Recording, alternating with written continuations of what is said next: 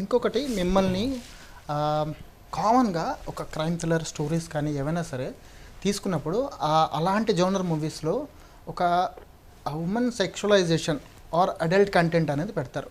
మీ total సిరీస్లో ఒక్క scene కూడా అలాంటిది కనపడదు. Thank you.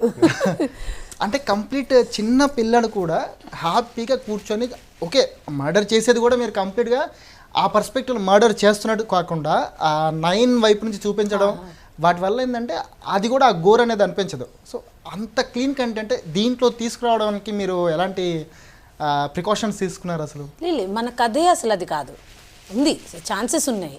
యాక్చువల్లీ మనం చూపించాలంటే చూపించవచ్చు కథలోని.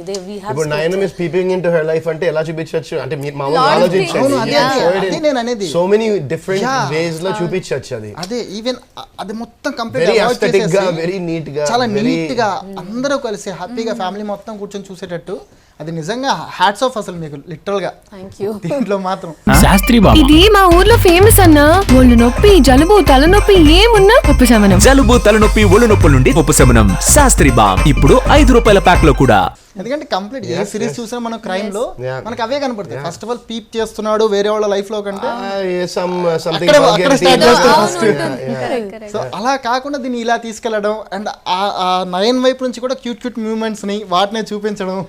అంటే 9 కూడా ఏదో టీనేజ్ లో ఉన్న అబ్బాయి లాగా ఫీల్ అయిపోతున్నాడు కొంతసేపు వరకు యాక్చువల్లీ.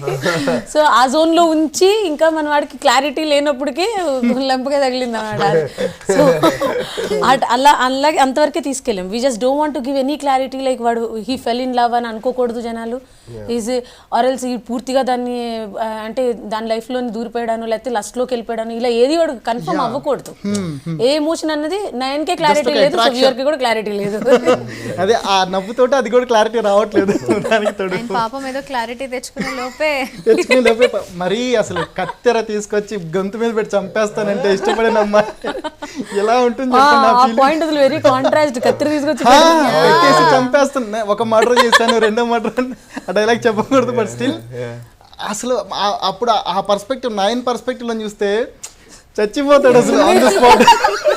నాకు బతుకు దీన్నా నేను అసలు ఇష్టపడింది లిటరల్ గా అసలు.